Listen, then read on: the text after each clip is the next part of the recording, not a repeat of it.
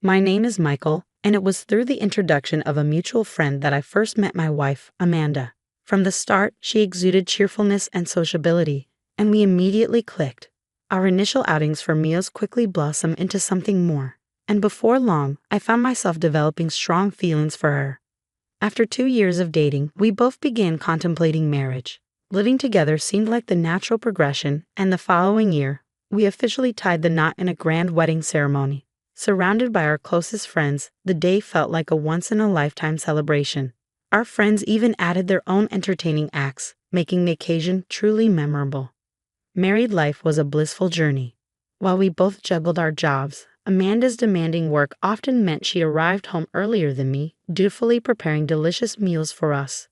Her consideration for my love of meat led to her cooking meat dishes 3 times a week, ensuring a balanced diet.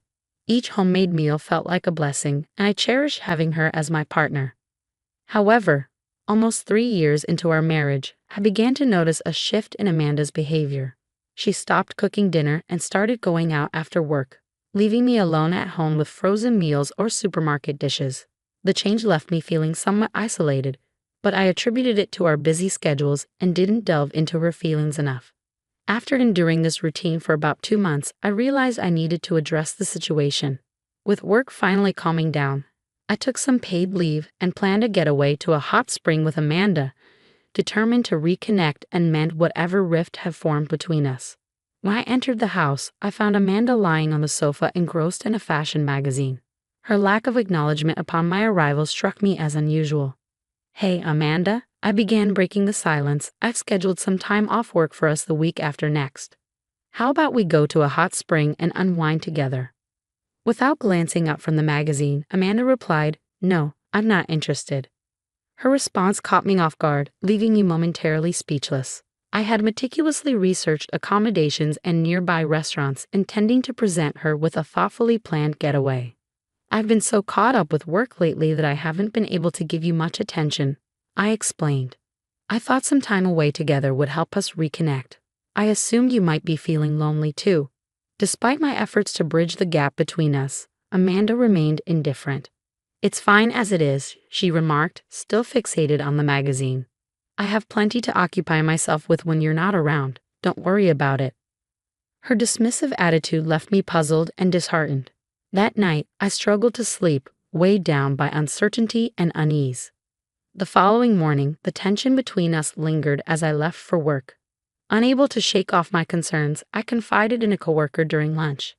"Hey, can I talk to you for a moment?" I asked hesitantly.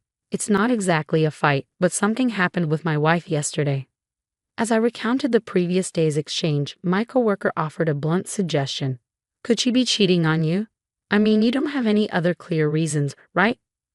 I racked my brain, unable to conjure any other explanation for Amanda's sudden aloofness besides the ominous word, cheating.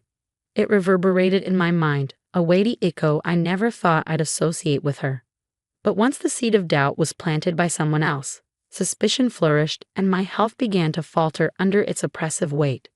That day at work was a blur, my mind consumed by thoughts of betrayal. Unable to concentrate, I made the decision to leave early. Upon arriving home, I bypassed changing into comfortable clothes, shedding only my suit jacket before collapsing onto the bed, mentally and physically exhausted. With some time to spare before Amanda's return, I drifted into a fitful slumber, seeking solace in the cool, dimly lit room.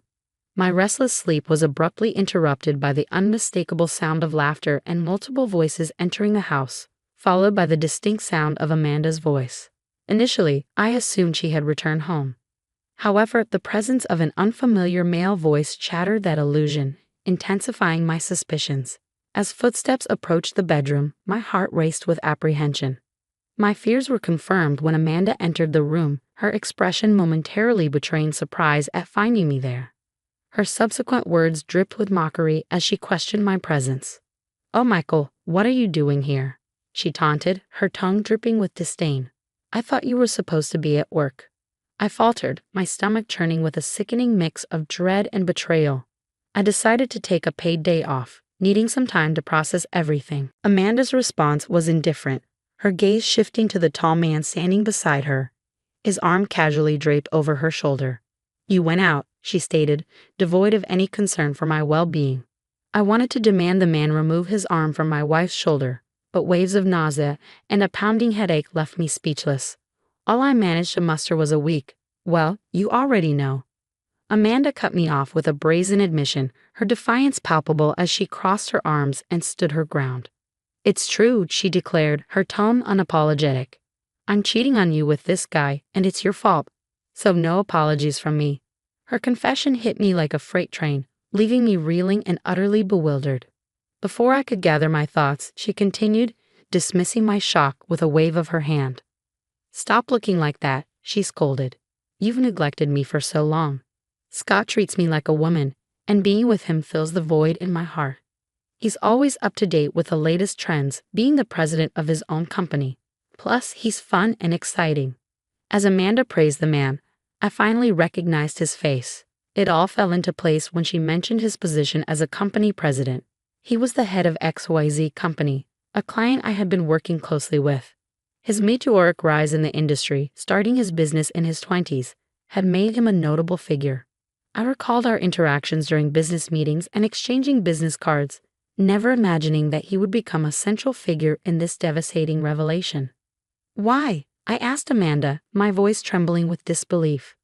"Like I said before, that's why," she replied nonchalantly, her tone devoid of remorse. "But I'm fine with getting a divorce."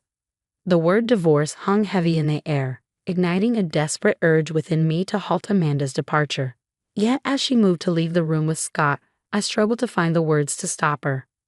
"Are you really okay with ending our marriage so easily?" I implored, my heart aching with the weight of impending loss. But Amanda brushed off my concerns with a dismissive wave. "It doesn't matter anymore," she declared, making a move to exit with Scott in tow. "I'll ensure Amanda's happiness, so don't worry," Scott interjected, flashing me a disarming smile before following Amanda out of the room. Left alone, I grappled with the reality of impending divorce, a bitter pill to swallow.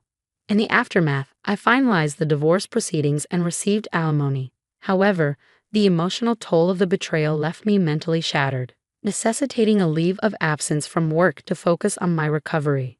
The root of Amanda's infidelity became clear during this period of introspection. My relentless dedication to my job had left her feeling neglected, driving her to seek solace in the company of others. Amanda's outgoing nature and ease in forging connections led her to cross paths with Scott at bars, where their bond quickly deepened.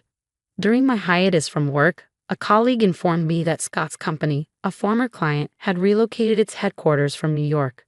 This revelation brought a sense of closure, knowing that I would no longer have to face the painful reminder of Amanda's betrayal in a professional context. In the years that followed, I gradually reclaimed my mental well-being. By a stroke of serendipity, I found love once again and made the decision to remarry, embracing the hope of a brighter future. I had made the decision to change jobs and relocate to a rural area, seeking a more tranquil lifestyle surrounded by abundant nature compared to the hustle and bustle of the city. Married life in this serene setting seemed to suit me well, and I was content, living a peaceful existence. However, tranquility was disrupted when, on a day off, a police officer called out my name, halting me in my tracks. Confused and unaware of any wrongdoing, I followed my instincts and made my way to the police station. Upon entering the station and being ushered into a room, I was met with an unexpected sight: my ex-wife, Amanda, waiting for me. Before I could process the situation, Amanda launched into a tirade, accusing me of stalking her with an unsettling level of excitement. Bewildered by her accusations, I attempted to reason with her, but she persisted, refusing to acknowledge my side of the story. My confusion only deepened when a police officer brought in another individual, Scott. With a bitter twist of irony, Scott joined in, questioning my motives and insinuating lingering feelings for Amanda despite years having passed since our divorce. His words stung, a painful reminder of the tumultuous end to our marriage, a wound still raw, even after all this time. I requested an explanation from the police officer who had brought Scott into the room. It transpired that Amanda had been enduring the torment of a stalker for an extended period, and in her distress, she had mistaken the stalker's resemblance to me and reported me to the authorities. The police, upon discovering my recent move to the town, had called me in for questioning.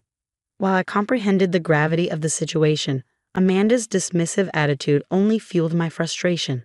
However, the police officer intervened, urging me to remain calm and suggesting that I provide evidence to support my innocence. Determined to clear my name, I arranged for someone to accompany me to the police station. Within minutes, the chosen individual arrived, prompting a startled reaction from Scott. "Elizabeth," he exclaimed, his surprise palpable. "Hi, big brother. It's been a while," she greeted warmly, revealing her connection to Scott as his sister. In a twist of fate, I had remarried Elizabeth, Scott's sister. Scott and Amanda, unaware of this revelation, appeared visibly flustered. As the truth unfolded, it emerged that Scott's infidelity with Amanda had been discovered by their parents, who subsequently distanced themselves from him. His parents, prominent figures in a company with numerous business ventures, chose to support me upon learning of their son's wrongdoing. Initially hesitant to face the family of Amanda's lover, I found solace and understanding in their company as we spent time together, my heart gradually finding peace amidst the turmoil. I found love once again, this time with Elizabeth, Scott's sister, and we eventually tied the knot. Scott's reaction was one of disbelief and outrage. "Are you kidding me?" he erupted, his voice laced with anger. "I haven't heard anything about this." Elizabeth, accustomed to her brother's temperament, countered his outburst calmly. "Well, I had a duty to inform someone who no longer considers us family. Besides, during the time you claimed Michael's ex-wife was being stalked, he was actually having dinner with me at the hotel's restaurant. You should be able to find our names on the reservation list, and if you ask the waiter who served us wine, he should be able to confirm it." With Elizabeth's testimony, I was finally exonerated of all charges. As we left the police station, grateful for Elizabeth's support, Amanda and Scott confronted us, their intentions clear.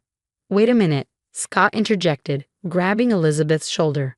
"Did you really marry this guy? He failed in a city and ended up in a rural area. You'll regret it if you marry someone like him." Amanda chimed in, echoing Scott's sentiments. "That's right. He neglected me a lot when we were married too." It was evident that they were determined to cast a shadow over our happiness. However, Elizabeth remained steadfast, shaking off Scott's hand from her shoulder. Just then, a luxury car pulled up in front of the police station, and Scott's expression shifted to one of surprise. "Oh, Dad," he exclaimed, realizing who had arrived. Scott's father stepped out of the car, his demeanor stern as he addressed his son. "I have no reason to be called Dad by you," Scott's father retorted sternly, addressing his son's disrespectful behavior toward Elizabeth and me. "More importantly, it seems you have been quite rude to my daughter and son-in-law." Scott shrugged dismissively. "Well, can't be helped, can it? Are you really okay with Elizabeth marrying this loser?" His father's expression hardened. "What's with your attitude toward the heir to my company? If anyone's a loser here, it's you.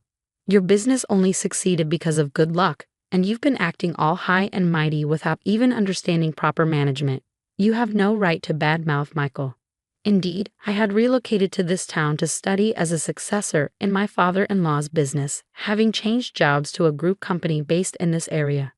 As the truth sank in, Scott's confidence wavered, his shoulders drooping in defeat. Meanwhile, Amanda attempted to salvage the situation, but her efforts fell short in the face of the undeniable facts. "What does this mean?" Scott finally managed to utter, his voice strained with uncertainty. "You said you'd inherit the company," Elizabeth reminded him, her tone tinged with disappointment.